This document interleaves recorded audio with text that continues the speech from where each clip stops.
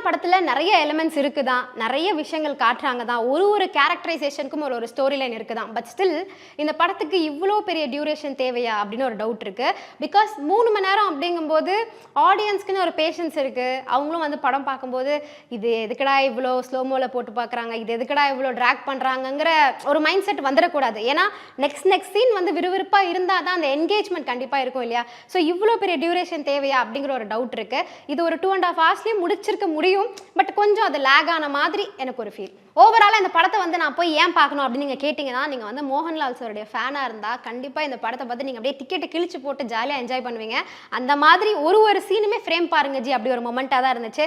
நீங்கள் வந்து ஒரு தீராத ஃபேன் பாயாக இருக்க போகிறீங்க அப்படின்னா கண்டிப்பாக நீங்கள் போய் ஃபயராக இந்த படத்தை பாருங்கள். பட் கொஞ்சம் லூசிஃபர் படத்தையும் பார்த்துட்டு இந்த மாதிரி கான்ஸ்பிரசி தியரிஸ்லாம் இருக்குது அப்படின்னு நீங்கள் ஒரு மனநிலை இப்போ உட்காந்தாதான் இந்த 3 மணி நேரம் படத்தை உங்களால் வந்து பேஷண்ட்டாக பார்க்க முடியும். அப்படி இல்லைனா பொறுமை இல்லைனா தயவு செஞ்சு நீங்கள் வந்து கொஞ்சம் நாள் கழிச்சு பாருங்கள் இந்த படத்தோடைய ரிவ்யூஸ்லாம் பார்த்துட்டு. ஓகே, ஸோ இந்த படத்தோடைய ஓவரால் ரேட்டிங் எனக்கு தெரிஞ்சு 3.5 out of 5 கொடுக்கலாம். Because it's a neat film.